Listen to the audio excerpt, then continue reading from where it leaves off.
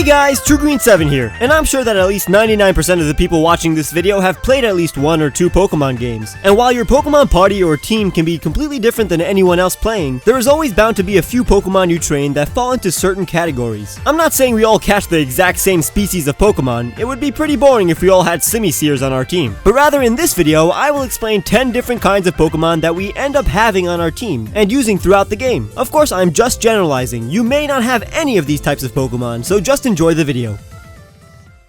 Number 1. The reliable starter Pokemon. So in the beginning of each game, you get a Pokemon that is expected to be your lifelong buddy and the powerhouse of your team, cause it's not really a secret that starter Pokemon are designed to look awesome and be reliable in battle. Their relatively high base stat totals and accessible evolution levels makes everything run smoothly for your starter Pokemon. And these Pokemon are almost always higher in level than your other party members, and whenever you encounter yourself in an intense battle, you know your starter Pokemon can always pull through. We form so many positive memories with these Pokemon that oftentimes they become our favorite Pokemon overall. Sceptile is my favorite Pokemon, and I'm sure a lot of you guys are fond of Charizards, Feraligatrs, Blazikens, and Greninjas. It's pretty rare for people to make fun of you because you like a starter Pokemon. Ew, you like Mudkips? What kind of person likes Mudkips? You're not invited to my birthday party. That's fine, I never wanted to go to your party, Kevin. That damn Kevin. Number 2. The Pokemon that rivals your starter. So we all know how good our starters can be, but sometimes we acquire a Pokemon that is just as reliable as our Blastoise or Infernape. Whether it be because of a higher speed or defense or just access to amazing moves, sometimes I personally feel guilty for using this powerful Pokemon more than my starter. In Hoenn, the Pokemon that rivals my Sceptile is my Gardevoir, and in Pokemon Black it was Archeops. In Pokemon X, my Dragalge was actually higher in level than my Chestnut throughout the final parts of the game, and I felt like my starter was staring at me like, "Why, Ron? I thought we had a connection." But you get over it once you realize your Pokemon don't have feelings and are just coded characters. Number 3. The scrapped early game bug type. So Pokemon like Caterpie, Wurmple, and Scatterbug are created to show you the mechanics of evolution early on in the game. That's why these Pokemon are fully evolved at such low levels. But while their final evolved form may be useful during the first 2 gym challenges, your other Pokemon begin to outclass them by the time they evolve just once, and towards the end of the game you could just leave them in your PC, cause they're basically a waste of a slot. Leavanny is one of the few exceptions cause it's actually really powerful. Don't get me wrong, Beautifly is beautiful and packs a mean Silverwind, but its base stat total is low. If you keep it in your party past the 4th gym like I did when I was 10, then it will fall into our next category. Number 4.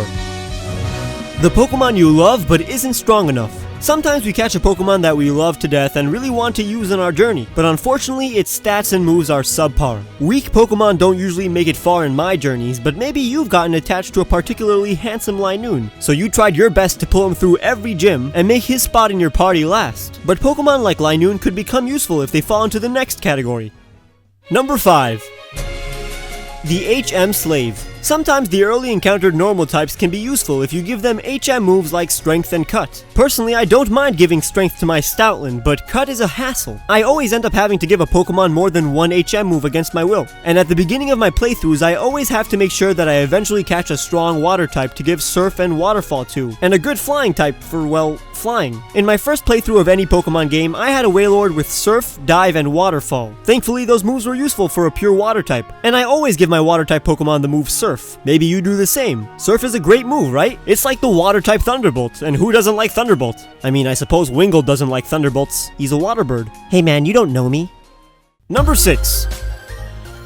The Pokemon that doesn't evolve until later in the game and then wrecks. In Pokemon Fire Red, I had a Growlithe that didn't evolve until level 49, just so it could learn Flamethrower. He was the weakest Pokemon on the team until that point, but once that Firestone touched my dear Growlithe, BAM! My Arcanine burned the competition down with the hottest Flamethrower you've ever seen. Same with the Dragalge I mentioned before. I'm sure you guys had a Pokemon that was relatively weak until it evolved at a later level and then became your go-to monster. This could be your Skrelp, Ponyard, Dino, Larvesta, or pseudo-legendary like Salamence and Goodra.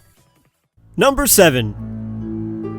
The legendary Pokemon you use against the Elite Four. In almost all recent Pokemon games, you catch the mascot legendary Pokemon before you challenge the Elite Four. So a lot of us, especially as kids, would put the powerful Pokemon on our team so we could fly through the Elite Four trainers. This could be Dialga, Xerneas, or that level 70 Rayquaza in Pokemon Emerald. How could you resist putting that Pokemon on your team? Of course, it could be a really hard decision if you love the Pokemon that falls into the next category. Number 8. the Pokemon you replace for that legendary. So I always feel bad that sometimes I replace a Pokemon on my team just to leave room for this powerful legendary. I have to say goodbye to a single Pokemon that was with me throughout my whole journey. I feel somewhat annoyed that we trained so hard and now I take away the chance to show its prowess in the Pokemon League. In Alpha Sapphire, I had to replace my Ludicolo, who was always there for me, with a Kyogre. In Pokemon Black, I replaced my Seismitoad with a Kyurem, Pidgeot for Zapdos in Fire Red, and in Emerald, it was my Deer Swallow for a Rayquaza. Now let us pay our respects to these Pokemon. Okay, we're done paying. Number 9. The Pokemon you have in every playthrough. So sometimes you play through a game with an awesome Pokemon and everything works out perfectly. It never misses, it's always reliable, and you fall in love. Then when you start another playthrough, you get the opportunity to train the same species of Pokemon, and because of the positive experience you had, you think to yourself, hey, why not? And then you go on to destroy every challenger once more. This happened to me with a few Pokemon. I had a Crobat in Diamond named Bruce, and a female one in Black 2 named Batya. What can I say, Crobats are awesome! I always have a Gardevoir in every Hoenn playthrough, and for some reason, they're always male. In Diamond, I took the other route and let it evolve into a Gallade, and in Black 2, I had a trusty Samurott. So when I played through Black again, I chose a Samurott once more. I even chose an Oshawott in the Nuzlocke I'm playing on this channel. And number 10. The Pokemon you have so you don't include any redundant types. So sometimes we want a well-rounded team and get as many types and type coverages as we can. While dual types aren't always the best decision, it's cool to have a lot of different types in your party. And to take advantage of this, I sometimes make sure none of my Pokemon have the same type, by planning ahead. Let's say I have a choice between Galvantula and Scolipede, because I don't want two bugs. So I pick Scolipede, and now I have the ability to include Electros in my team. That Electros falls into the category that I'm trying to explain like an idiot. But remember that these aren't all the categories your Pokemon can fall into. I didn't forget any, I just chose to talk about 10. But if you enjoyed this video, please leave a like and subscribe if you haven't already. Make sure to press the top clip to see a top 10 and the bottom one to watch a fact video. Follow me on Facebook and Twitter, and I'll see you guys very soon.